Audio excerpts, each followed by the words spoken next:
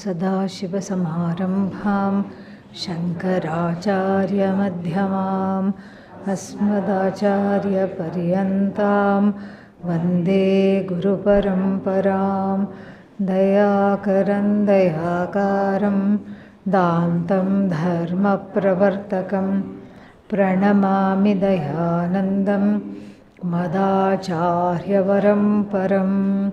ॐ सहनाववतु सहनौ भुनक्तु सह वीर्यं करवावहै तेजस्विनावधीतमस्तु मा विद्विषावहै।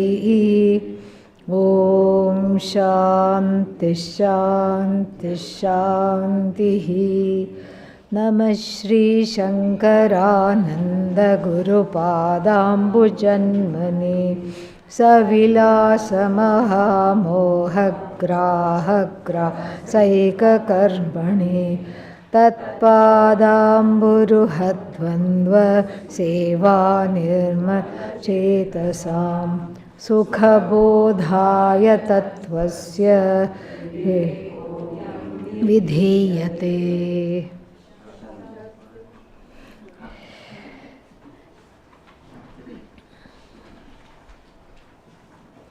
When we last stopped studying this text, we had left it at this wonderful place of asking the question, if Atma is unknown, Atma is not known, correct? Yes, obviously Atma is not known. If Atma were known, why would you all be here? Correct? So we have to conclude what? Atma is not known. Then if Atma is not known, then again I will have to ask the question, why are you here? Because if you don't know the Atma, why will you have love for the Atma? Right? So there is love for the Atma, it is experientially, it was proven in the last section that we studied. It was proven. How was it proven? Because whatever I do in life is to keep myself comfortable, to keep whatever I think that myself is pleased, to keep myself free of sorrow, tension, fear. Everything I do, the whole gamut of my activities is to avoid pain and increase what? Happiness. And that happiness is okay, but that happiness is only understood through contact with the sense organs. And so therefore that's the only happiness, because when I am awake, then I can enjoy chocolate cake, and then once I enjoy chocolate cake, then I am happy. This argument is completely, what is it done? It is completely debunked by what? The sleep state experience. We saw that as well. In sleep, how many chocolate cakes did you eat? Don't say dream. Yeah, in sleep. In dream you may have had, but in sleep how many cakes did you eat? Not a single one cake you ate. But still, what is the feeling? In sleep, happiness is the feeling. Because it's a total immersion into Ishvara. The Jiva is one with Ishvara. Every night the sleep, and also during class, the sleep is a temporary moksha. It's a temporary moksha because it is all experiential. This is experienced. Sleep is a very intimate experience, it's not like it's a universal experience. It's not that only a few people have this experience. So what does the sleep experience tell us? And you may say nothing, because what do I know in sleep? Nothing. But for the scholars of Vedanta and for the Shruti herself in the Mandukya Upanishad and places like that, the sleep state is very informative because experientially I know a part of myself, or I know myself from a certain standpoint of not having desires and then not having what? Any kind of problems. Both those things are there in sleep. That's why everybody is eager to go to sleep, and everybody is very difficult for everybody to get up, especially after weekend. Yeah. So therefore, the sleep experience is highly valued by the Shruti and by extension by the secondary texts of Vedanta like Panchadashi, Atma Bodha, Tattva Bodha, any Bodha, talks about this. The sleep experience is heavily relied on to show the deep love for the self, and that already lovable self alone is there in sleep. There are no objects in sleep. Brihadaranyaka Upanishad also points this out. Mandukya Upanishad also points this out. Na tatra rathaha, there are no chariots. Na rathinaha, there are no charioteers, no chariots. Nothing other than you. All that is there is you. And if the you in question were to be an object of pain and sorrow, then nobody wants to go to sleep. Because as soon as I go to sleep, I will contact this entity who is full of pain and sorrow. But everybody wants to go to sleep. That means what? That the you that you encounter in sleep is free of desires, free of challenges, free of pain. The you that you encounter in sleep is not there at all. What is there is Ishvara. That is all that there is. You as Ishvara, you with Ishvara. Temporarily the Ahankara is merged in Ishvara. All that is there is Bhagavan, and so there is no you to speak of. So we saw this already. Therefore, the Atma we know is an object of love. So, but then, if it is an object of love, and if the Atma is lovable, then there should be no spriha, no desires should be there. But it is there. If Atma is unknown, the love for the Atma should not be there. But it is there. If the Atma is known as me, as Ishvara, as one with everything, then the desire for other things must not be there. But they are there. This is the quandary. This is the situation. And so this leads us, as I said, to the next section, and a beautiful example is given as a segue. What was the example? Anybody remembers? It's worse than I thought. The child chanting, child going to Veda Pathashala, chanting, and the parents have come to listen to the child.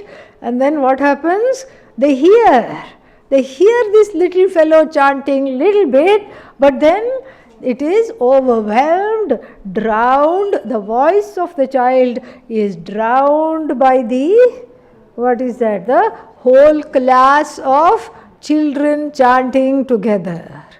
Then again the parents strain their ears because they have come all the way to listen to their child, and little bit they hear, but then again the sound of the classmates also chanting together overwhelms the sound, and they kind of don't hear.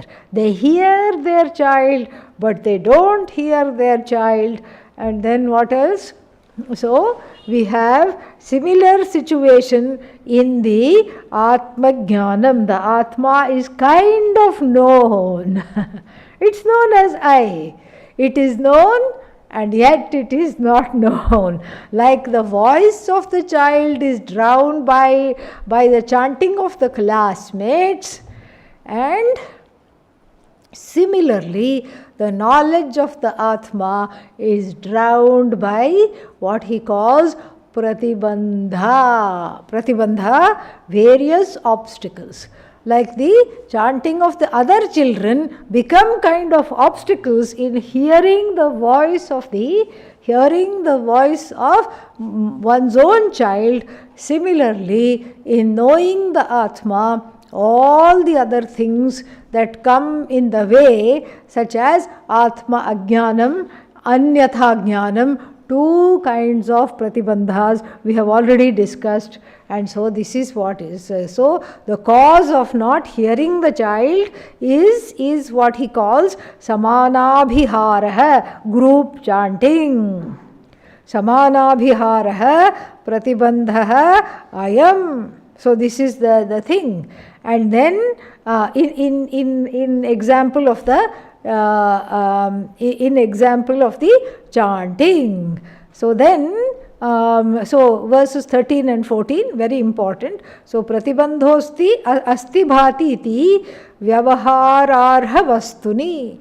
In all objects ready for vyavahara, deserving vyavahara, or in all objects that are objectifiable, then there is asti bhati is very clear. It is there and it shines, and then but then that it is ananda is not clear. So same thing with the putra dhvani shruti. In putra dhvani shruti, in the hearing of the child's voice also, there is the same kind of, just like in the example, there is same kind of an overwhelming. And similarly, iha, anadi, vidya and vyamoha. Verse number 14, second line. Anadi vidya means a vidya without beginning, and second one vyamoha means anyatha jnanam, taking myself to be what I am not, because the I is somewhat clear but not clear as aham satchidanandam brahma. That is not clear. Aham is clear. Why? Because it is self-shining, self-evident consciousness, awareness. I know I am. You don't have to ask the classmate, am I here? You don't have to ask. Are you here? What's the answer? Yes. Yes, I am here. And so similarly, that yes shows the existence and the awareness of the self-effulgent consciousness. I know, and I know I am. This is very important. I know means Sat, I know I am Chit. Sat, Chit cannot be divorced and or disconnected from one another, because they are intrinsically linked together. Sat is Chit, Chit is Sat. There cannot be Chit without Sat. There cannot be awareness without existence, and the existence that is there is a awareful existence, so they cannot be understood separately. So this Sat Chit, I am, I know is there, but then that is the part which is broadcasted, but then the Ananda is not understood. The Atma is the Jagat Karanam Brahma. It is everything, and it is of the nature of limitlessness, is not understood. Therefore, one becomes an Anandaholic. Yeah, looking for Ananda everywhere. Addicted to Ananda in places where you don't find it. So one becomes a happiness addict, Ananda addict, because looking for Ananda in all the places where it is definitely not. And even if Ananda is there, it is any Ananda that you encounter and you are able to objectify is time bound. Why? Because the timeless is contacting the time bound. The timeless I is contacting the time bound. Definitely everything that's objectifiable has to be time bound.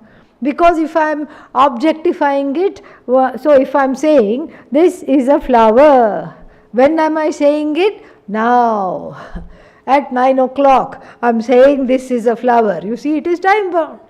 The awareness is unbound, but the cognition is always time bound. The cognition of an object, and the object occupies a particular time. This flower was not there yesterday. It won't be there tomorrow. Right now, it is here. And then the object-wise also it has certain limitations, time-bound limitation. It occupies this much space, whereas if we had a lotus flower, it would have occupied 3 times as much space. So all this is there. Every object, everything that I objectify suffers from threefold limitations. What are they? Deshataha, space-wise limited, Kalataha, time-wise limited, and in Sanskrit, shastrically speaking, we have one more limitation. What is that limitation? Vastutaha, object-wise, meaning this flower cannot become a rose. Yeah. Even if I sat and prayed, oh Lord, make this a rose. When? Rose. No, it doesn't. It doesn't work. It does not work. Why? Because it occupies a certain time and a certain space, and it is delimited by being a certain object. It cannot be any other object. So whatever thing I contact cannot be the source of Ananda because it suffers from these threefold limitations. And therefore, where is the Ananda? The one who is asking where is the Ananda is the Ananda. And this one cannot see because of the twofold pratibandhas. What are they? Not, first is Anadi Avidya. Anadi Avidya means the first pratibandha, not knowing the nature of myself as free of dukkha, sorrow, and all ananda, limitlessness. First pratibandha, first obstacle. What is the second obstacle? Therefore, vyamoha. What is vyamoha? Therefore, taking myself to be what I am not. So, I don't know I am all happiness. Therefore, what do I say? I am dukkha, dukkhi. I am finite. So, body dharma becomes atma dharma. The attributes of the body seep into the understanding of the atma. Attitude, the finiteness of the body is superimposed upon the atma. The finiteness of the mind is superimposed upon the atma.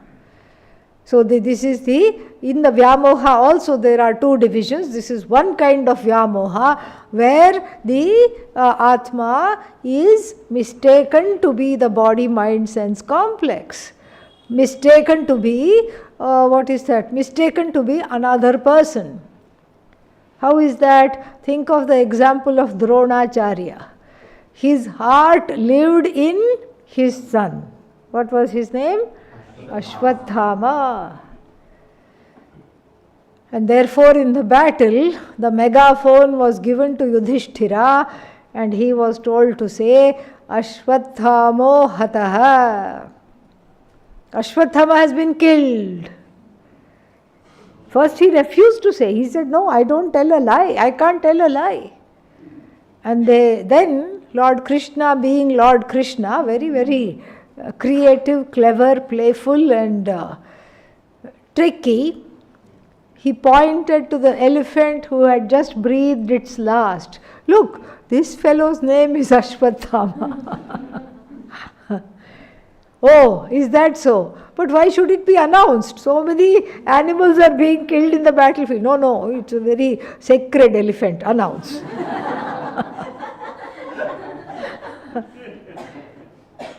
Made to stand on the hillock, Ashwatthama, and he made a condition with Lord Krishna. With Lord Krishna, you can't make conditions. You have to understand this. He will outsmart you in 1 second. He made a condition. I will say, Narova Kunjarova na janami, meaning I don't know if it was an elephant or the human being who is Drona's son, Ashwathama. So he stood on the little mound and said in the megaphone, Ashwathamo hataha. And then as he was saying, Narova Kunjarova, the Lord Krishna snatched the amplifying device. So Narova Kunjarova was just like him whispering to himself in this noisy battlefield.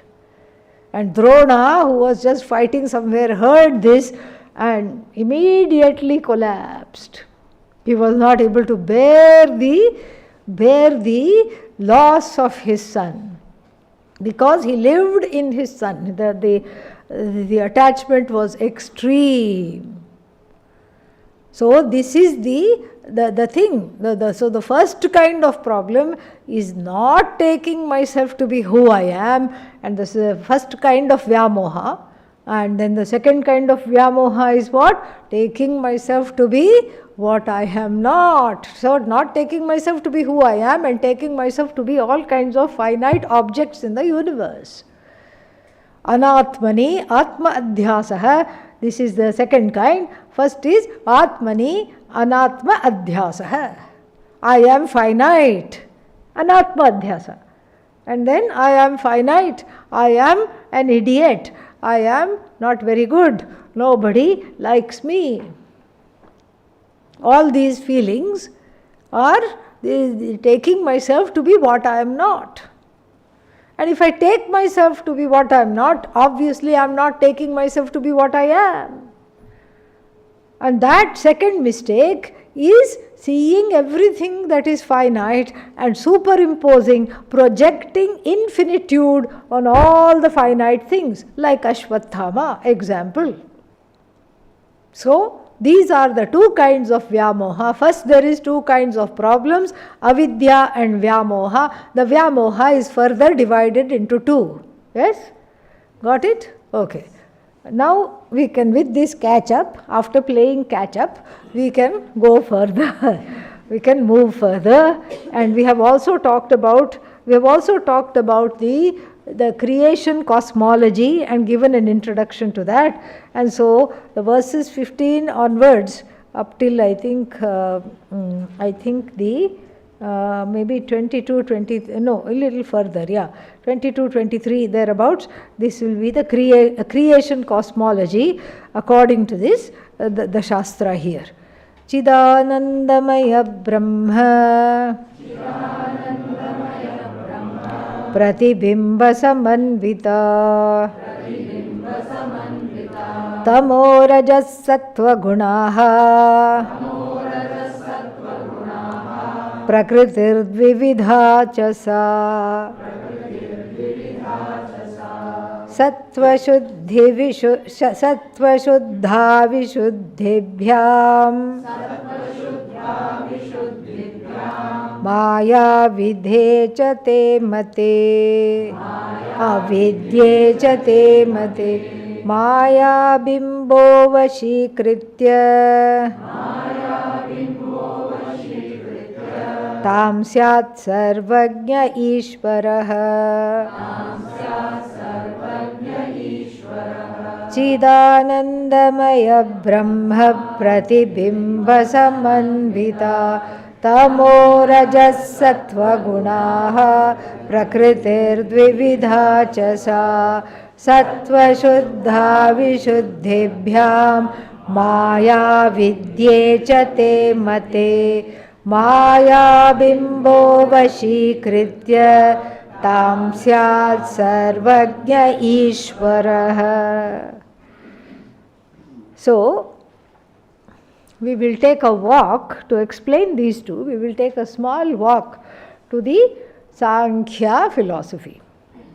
Sankhya philosophy, not Sankhya as described in the Bhagavad Gita, which means Jnana Marga, Sannyasa, etc. So that is not a lifestyle of dedicated to Jnana, is called Sankhya. Here we are talking about a darshana, a way of looking at the whole thing called Sankhya. And so here, what is there? The Sankhya philosophy relies heavily on the three gunas. Very much relies on the three gunas. Everything has sattva, rajas and tamas. Sattva is pure, godly, desireless quality.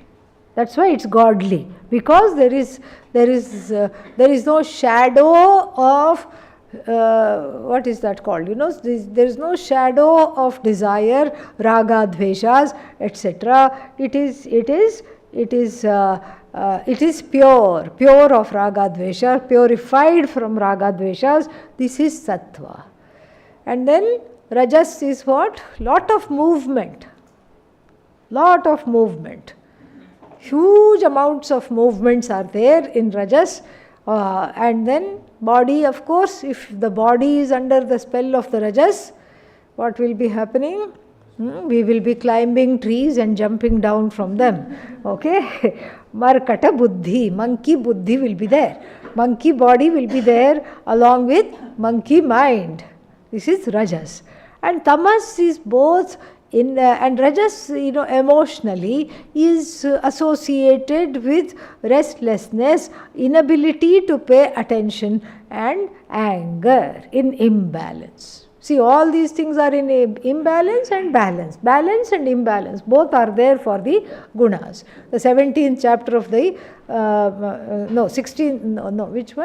14th chapter, I think, talks about the gunas. 17th chapter also discusses them in detail in the Bhagavad Gita.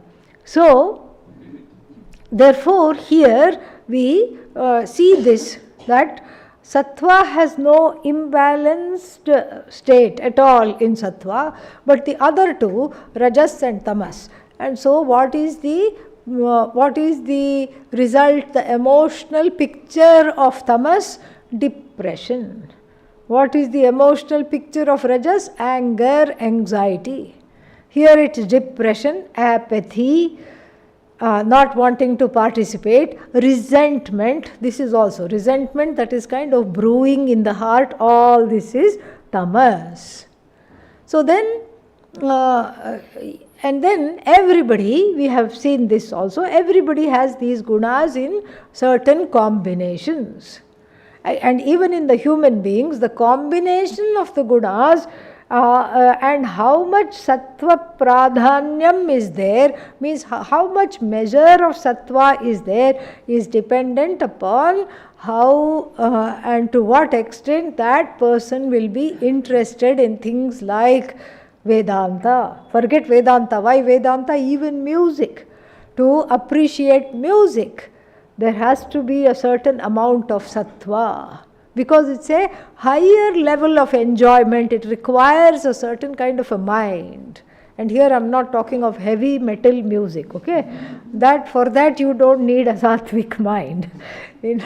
So, but every other, like any kind of classical music, to enjoy, there must be a certain kind of a tranquility that is already one is enjoying there, and that is a kind of a more exalted form of enjoyment. And again, if we look at the kinds of things that are available for entertainment, and if there is some kind of a street show going on, like monkey performing in the middle, big circle of people, lots of people will come and stand there. And then somebody says, right there next to you is a museum of ancient artifacts. Nobody wants to go and see. Very few people will want to go and see. You see, even in sattva, even in the different gradations are there in the gunas. Different gradations are there. Now, what about all the people here in this room? Sattva has to be there. Without sattva, you can't come here. Without sattva, what would be doing? Having pani puri on the side of the road. No, but I had pani puri just yesterday. Yeah, but you are here. Since it was a holiday, that's different, because you are already here. And incidentally, pani puri was there, you had it. That's a different question than saying that what I am only interested in that. That is what we are talking of.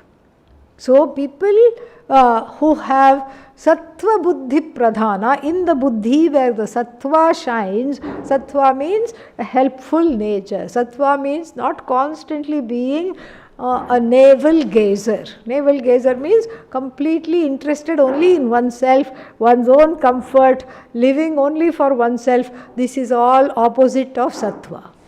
So sattva is there. In everybody that is pursuing Vedanta, sattva has to be there in a very big measure. Otherwise you can't even come here for a week. What to talk of 3 months? Not possible. And then Rajas is also there. Rajas is there in everybody to a greater or lesser degree. There was one student long back, started to get up and walk back and forth in the class, in the back. And then I said, what's the problem? Do you have a back problem? Sometimes people have back problems and they cannot sit. No, my back is fine.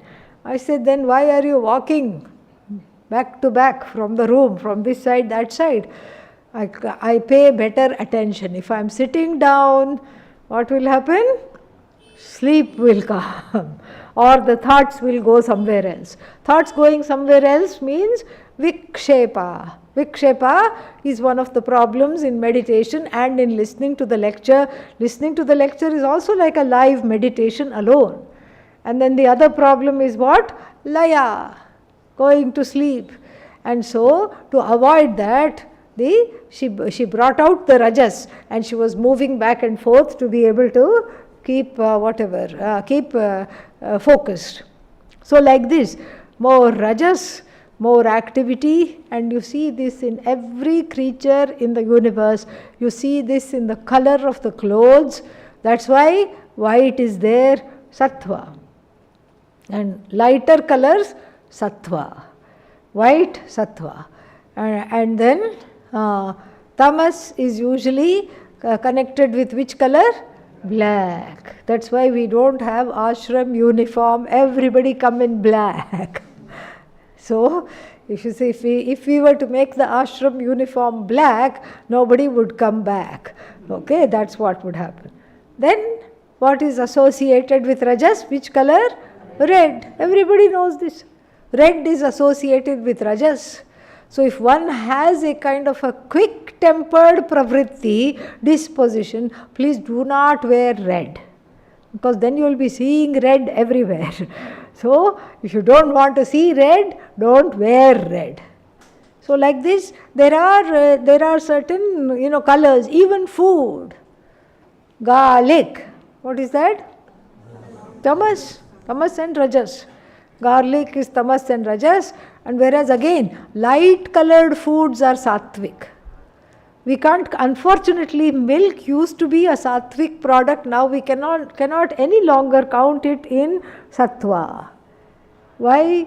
Because of the very bad dairy farming practices that are followed all over the world. Permanently pumped with bovine growth hormone, the cows, all of them, BGH. And then permanently being given small doses of antibiotics, and permanently made to be pregnant, and then the child is taken away and the milk is in the milker and then milking machine, and then the child doesn't get milk, and if it's a boy child, it is slaughtered for meat. This is what is happening. And so therefore, milk unfortunately cannot be counted as sattva, but other things, like other light colored things like rice and grains, any holistic, wholesome things that we eat for our health is called sattva. And then red colored things like what? Meat. Yes, rajas. And pungent smelling things. One we already counted, what was that? Garlic, etc. And the other one would be that, yeah, garlic includes onion, yeah. So, so then onion, garlic, etc. Then there is one fruit. What is that called in Thailand? Durian. Durian, a plate full of durian was kept in front of a highly venerated monk from Vietnam, and his name was Thich Nhat Hanh, and it was kept in front of him. He was leading a meditation. Somebody came and just kept a tray of fruits to show Guru Bhakti. It tested his patience, and he was usually a very patient man, but even he could not get through with the meditation. He had to break the meditation and request that the plate be removed from the meditation hall and kept elsewhere. Then only the meditation could be continued. That's why I understood why it is called not Duriyan, Duriyan means Duriya means distance. Keep it far away. Duram, Ati Duram. So this is all again tamasic, pungent smelling, and all this, and leftover food, that is also tamasic. And so like this, it is there in the foods, it is there in our activities, it is there in our mental framework, it is there everywhere. The whole Jagat, including this body-mind sense complex, comes under the spell of Sattva, Rajas, Tamamsi, and these gunas. So everything comes under this spell. And then, what about Bhagavan? This is a very important question. What about Bhagavan? Bhagavan is also having Sattva, Rajas, Tamas? Yes and no. Okay? As though. And why as though? And here is where we take the help of Sankhya philosophy, because our Shastra is not so much interested in all this. But the Sankhya philosophy, where credit is due, certain things we can take. And we don't have to take the whole way of looking at things because it's problematic, as I have said. So here the Sankhya philosophy posits a very interesting theory. Why Bhagavan is not subject to Sattva, Rajas and Tamas?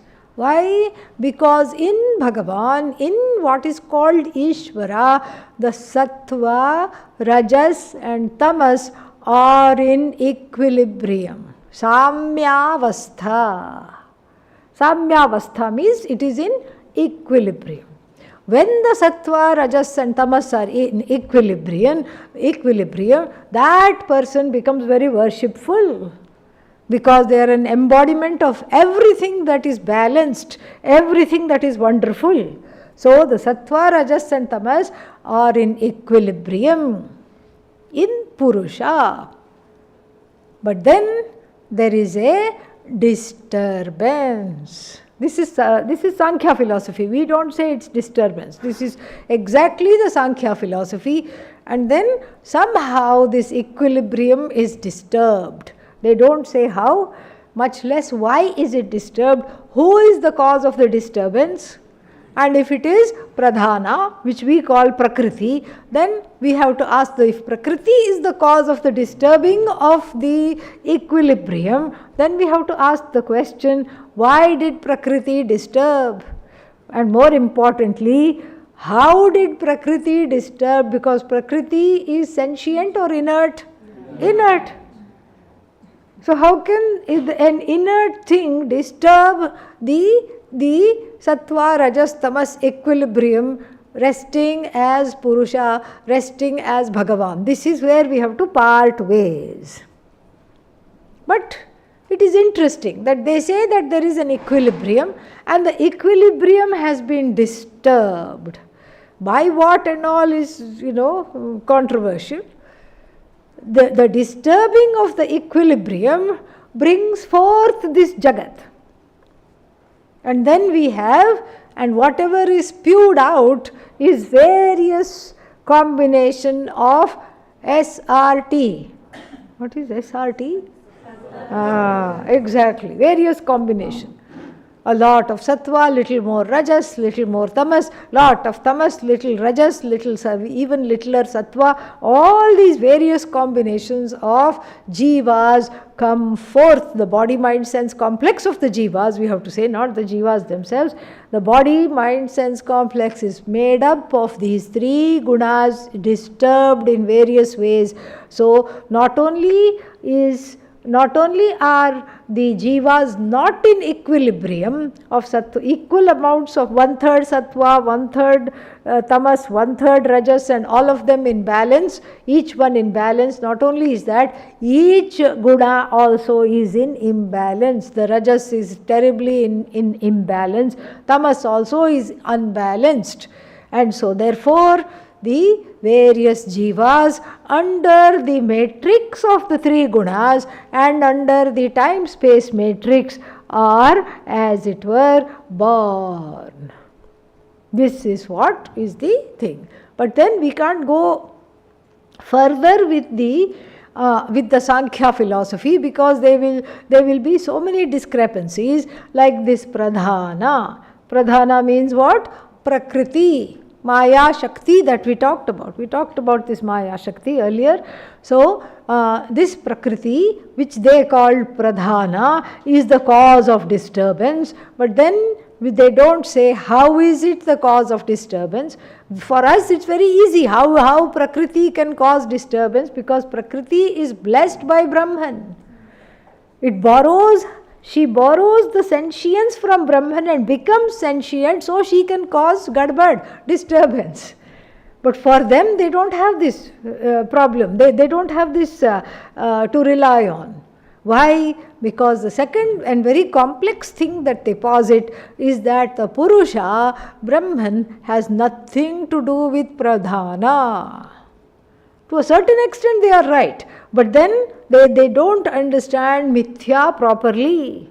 Because if mithya is understood, then it's very easy to understand satyam. Mithya has to be understood, the nature of mithya. And so the disturbance causing agent has to be mithya. What is that? Maya Shakti. And the disturbance that she causes, supposedly, has to also be what? Mithya. These people don't understand.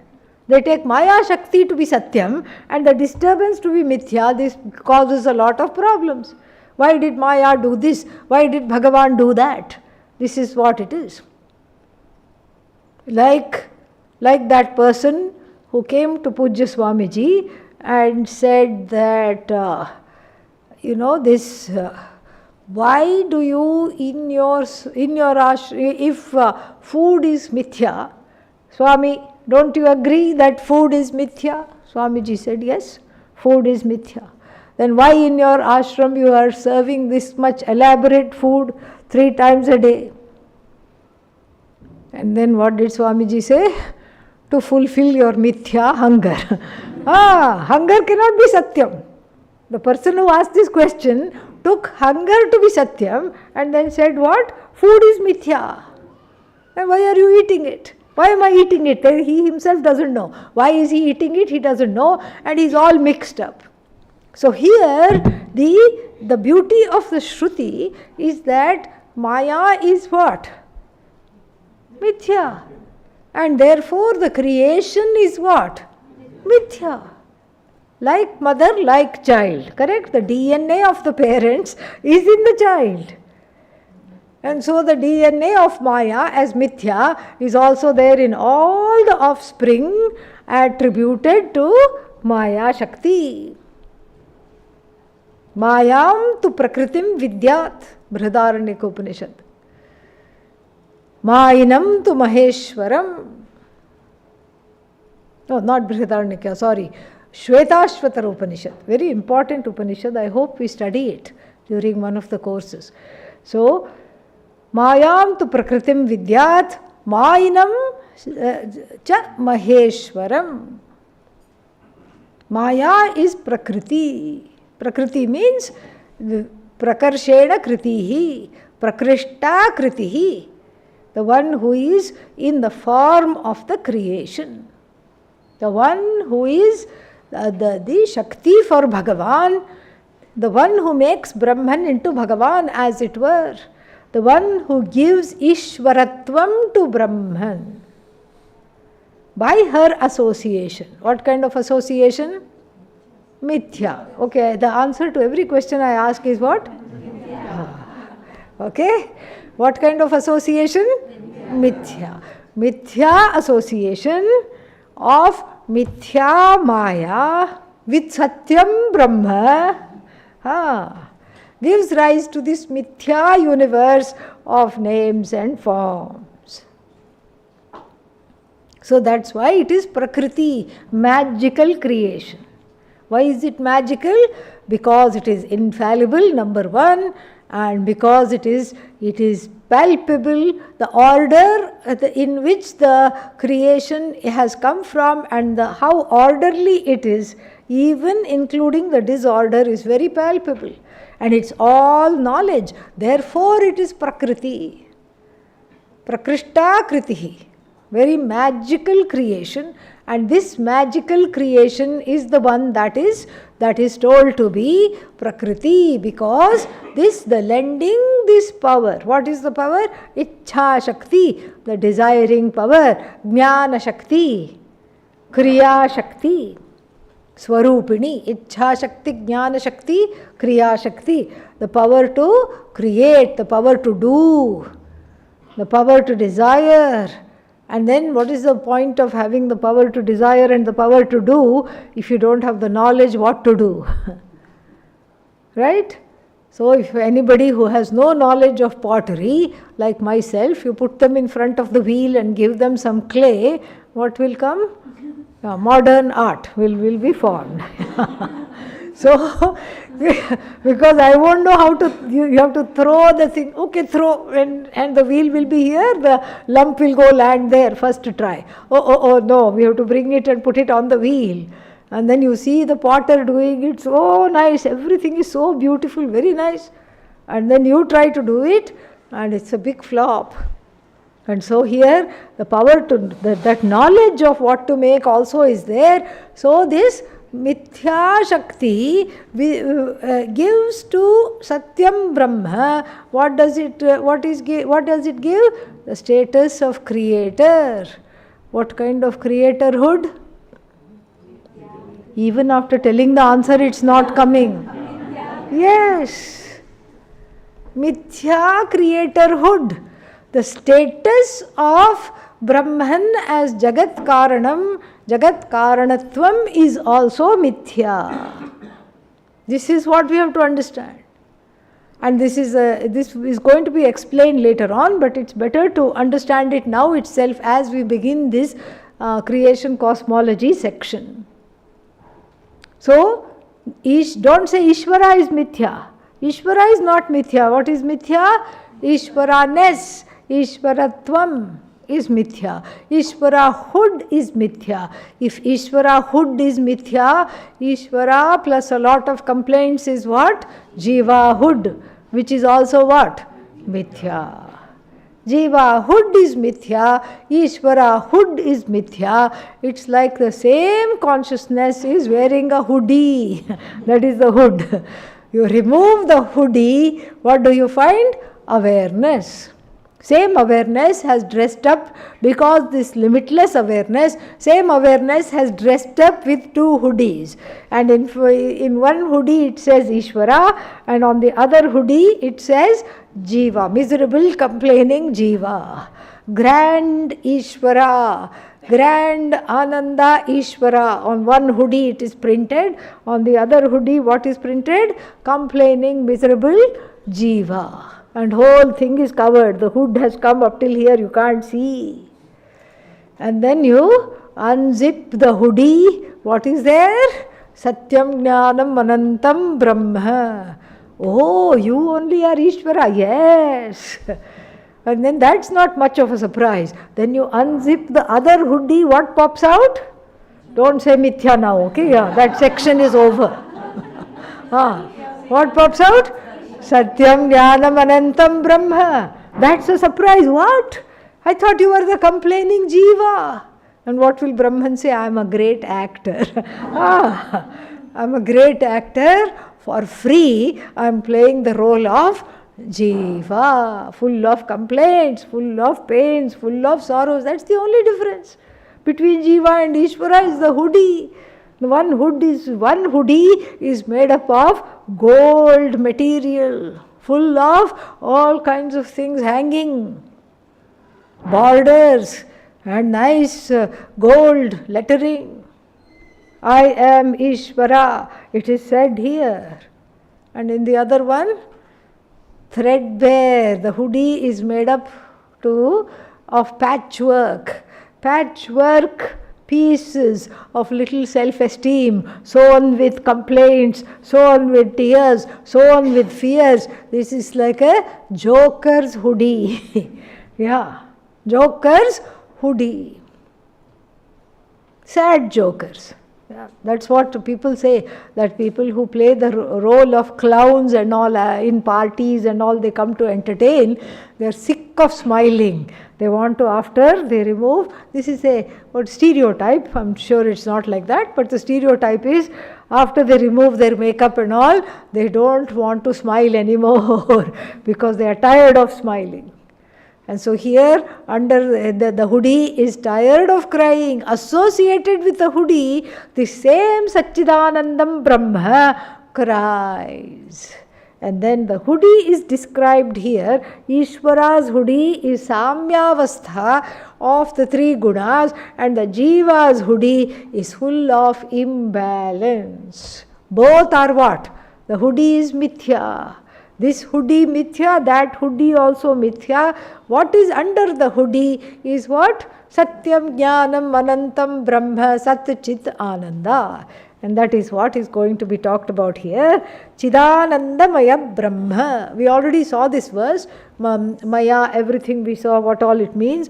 So, this Brahman which is Sat Chidananda. Why doesn't he say Sat? Because it will not fit the meter. And he knows that by the 15th verse you know this much. So, therefore, he gives himself a break and says Chidanandamaya Brahma.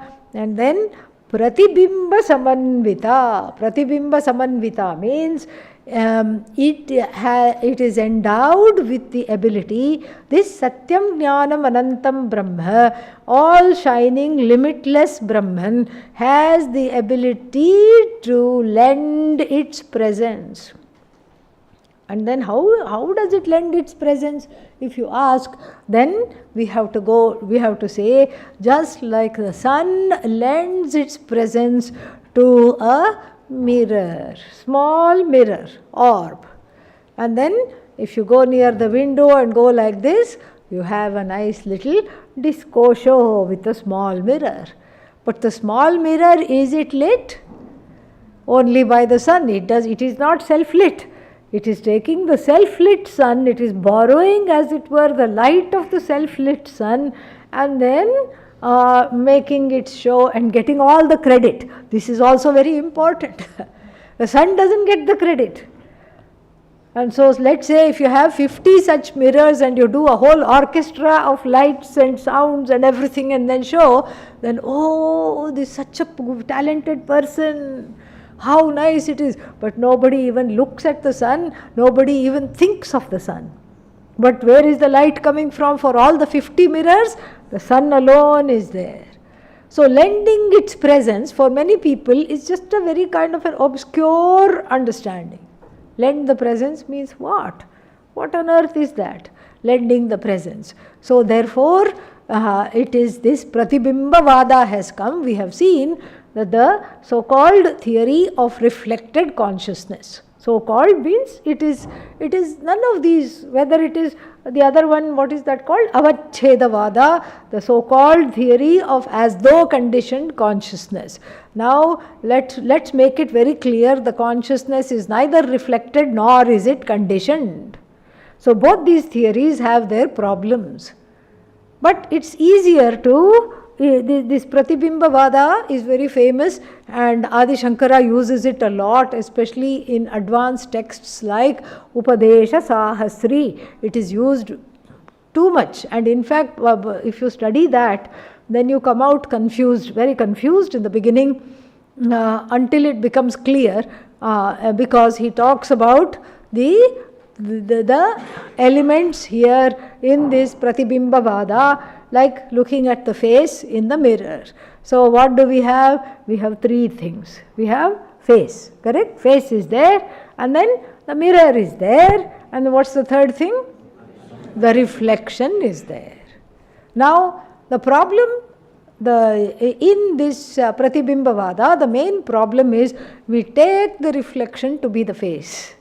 The reflection is mistaken for the face, and so which is not possible in a real life example. So if I'm hungry and I'm looking at my face in the mirror, do I feed the face or do I feed the mirror? Do I feed the reflection?